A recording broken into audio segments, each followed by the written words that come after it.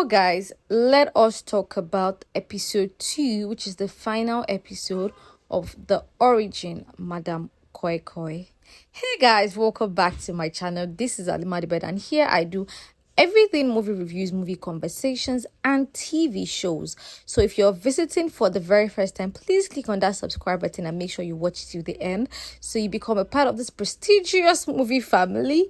And if you're a regular, thank you for always coming back to watch my content. So today, let us jump right into episode 2 of The Origin, Madam Koikoi. If you've not seen my episode 1 review, please do check it out. I'm going to link it right up on the screen now. You can see it now.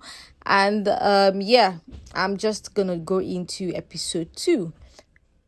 So we know that episode 1 ended on the note of Baba going to see the police officers and telling the true tale of the origin of Madam Koikoi, right? So yeah, that's how we ended episode 1.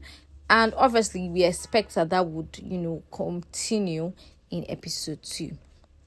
Now, before I delve into everything that episode 2 is, I just want to say that this particular show had great potential.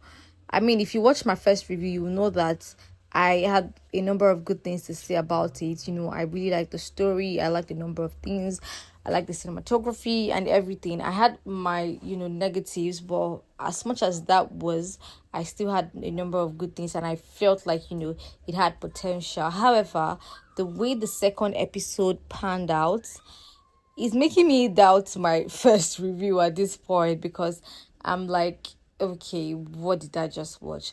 But I believe that it still doesn't take away from the way, episode 1 went. Right, so we are introduced to the narrations of Baba. He's telling the police officers about how Madam Koikoi came about, the story. Yeah, though I did most part of it in episode 1, but he continued in episode 2. And the way he tells it, it sounds more like a folk tale. And after he tells them this story, obviously, not everybody's going to believe when you tell them, oh, this thing is rooted in something that happened a million years ago or 20 years ago or whatnot. So, yeah, Demi's character had his own, doubts about the story that Baba told. But Bajadebule's character was like, oh yeah, it could be true. We could try this thing out, right? So it kind of started making the connection between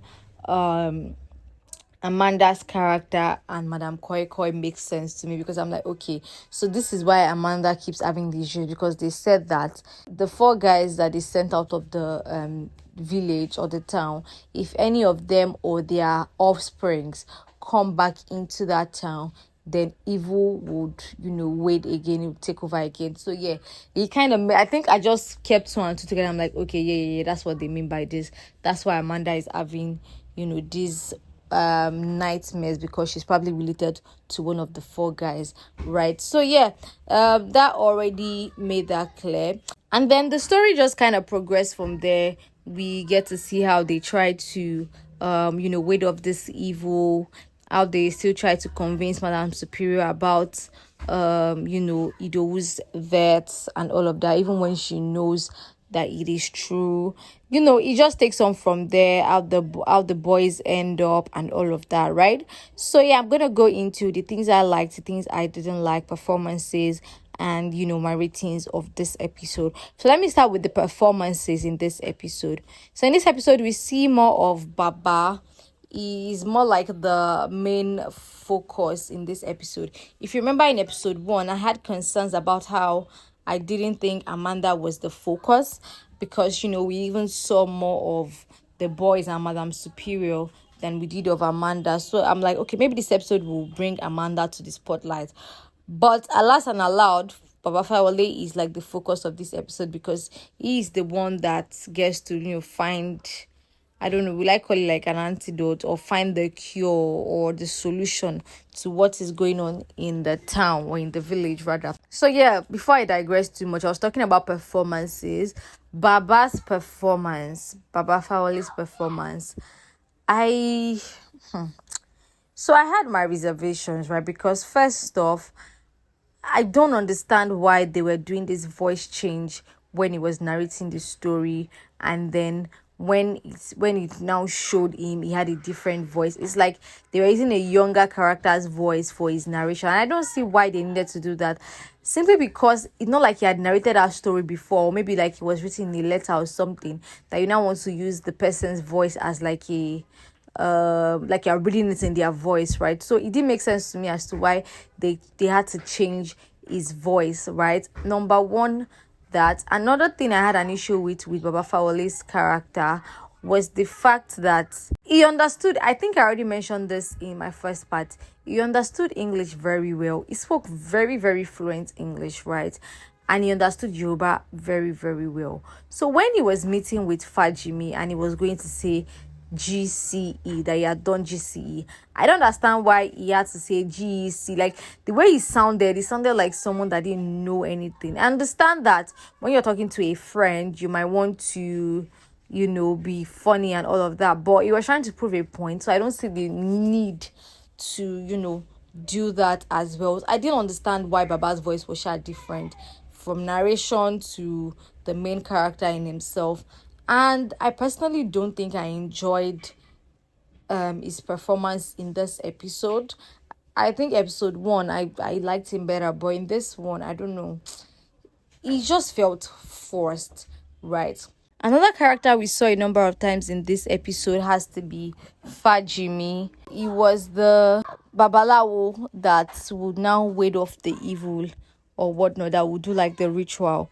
And I'm not gonna lie, I did not for 1 second enjoy watching Fajimi.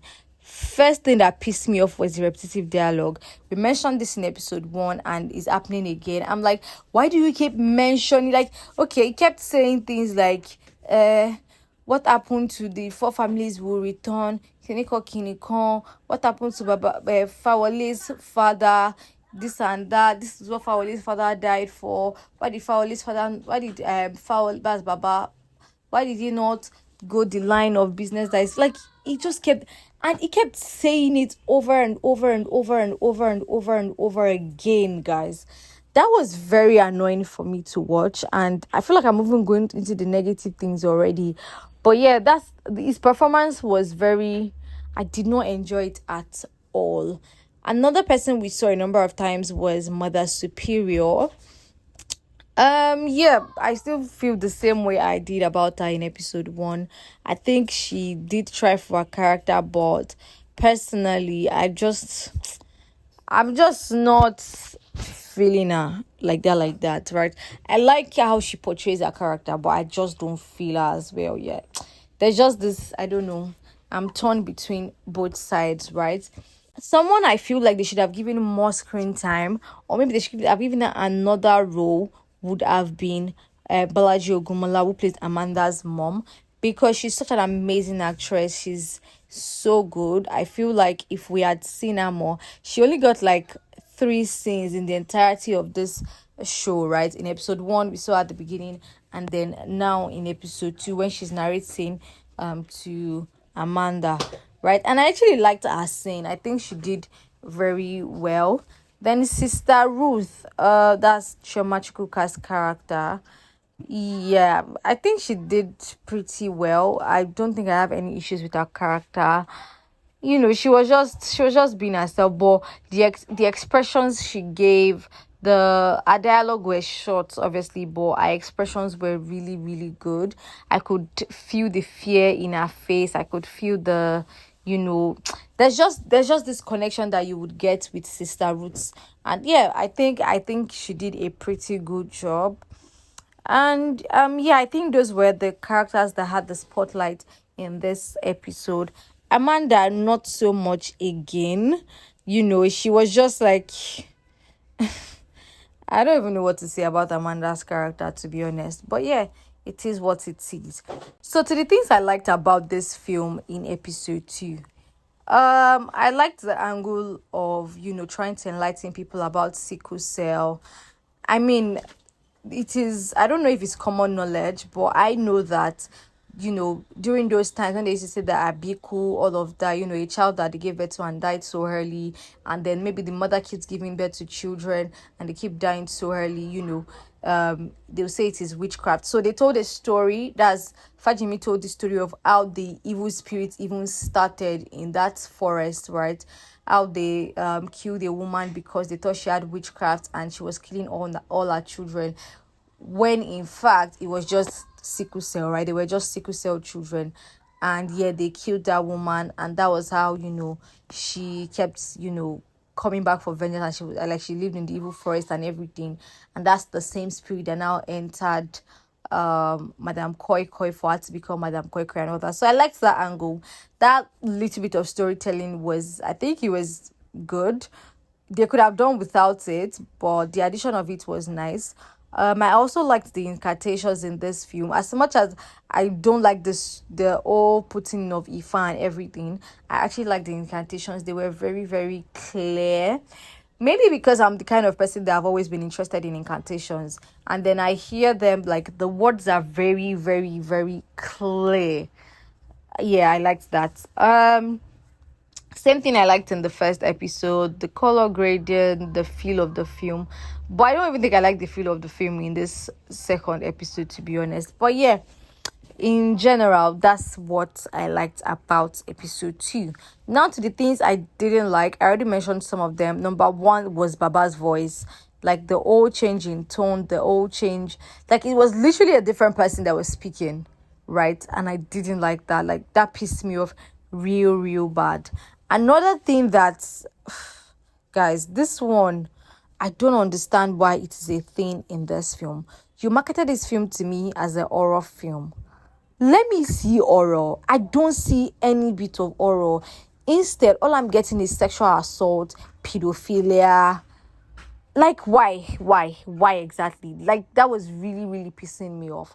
I didn't understand why Oscar, that's Bajadebule's character, had to be a pedophile. I didn't understand why they had so many convenience, everybody just walking in the bush like a madman.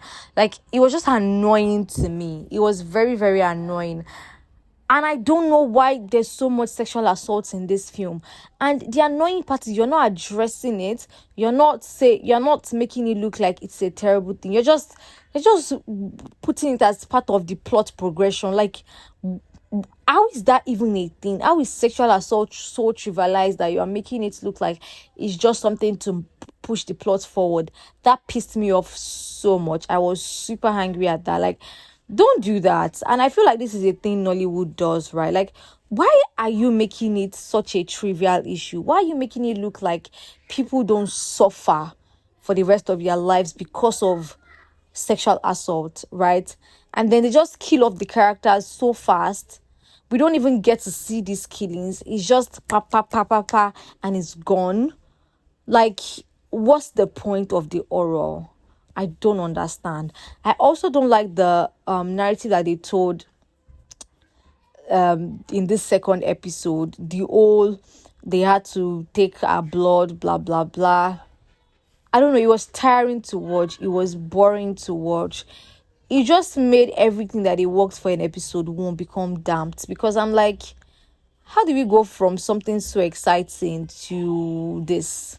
You now want to turn it into we are in rocking, like, bro, even if you're going to sneak in some Ifa, Irumale, incantation, whatever, it just took over the entire feel of the film. It just took over the entire movie for me.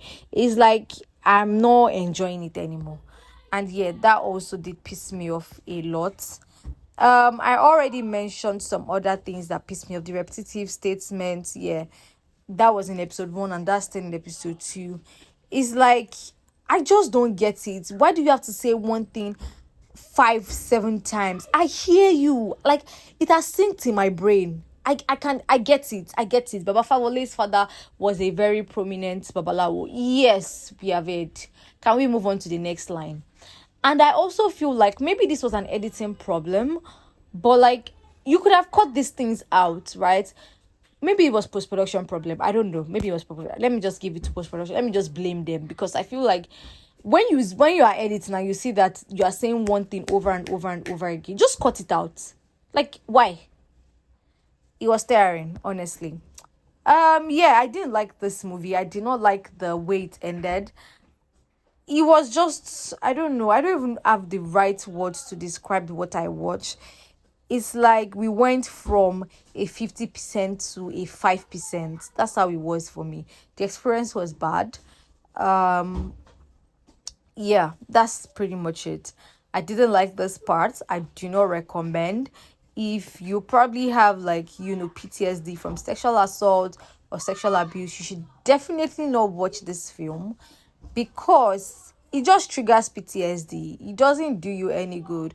And there's really no justice served in this film, just so you know. All the old Madam Koikoi now killed all the boys. It was pointless to me, because first off, I just felt like it wasn't a just, delivery, right? There was no suffering, there was nothing, absolutely nothing. So yeah, I do not recommend this episode. If you've watched episode 1, I think you can definitely skip this episode. You don't need to know what happened at the end. Let me just tell you, all of them died, right? All the boys, they all died. Mother Superior got arrested. Yeah, that's pretty much what you're going to get. Not like they are going to shut down the school. Not like they actually got, this evil spirit to go away finally, because they said he's still going to come back, obviously, like every other horror film, right? But yeah, that's pretty much what you're getting in this film. Don't bother. Just so you know, don't bother. Anyways, I'm going to end my review here before I sound like a, bitter leaf. But yeah, that's pretty much what I think. I'm sure you don't need me to rate this one anymore, because I pretty much said everything I needed to say. Anyways, please do check out my other reviews. You're definitely going to love my reviews, because I give you honest, unfiltered opinions, guys. Unfiltered. I'm going to tell you how I see it, how I think it is. No sugarcoating, nothing. Anyways, guys, thank you for watching this video. I'm sure you enjoyed it. Please click on that subscribe button if you have not. Like this video and tell me what you thought about this episode of Madam Koikoi. If you've seen it, obviously, I'm sure that you had your own reservations as well. So please feel free to share them in the comment section. I want to read from you guys. I want to know your thoughts, your opinions about the origin Madam Koikoi. And I'm going to see you guys in my next video. Bye, guys.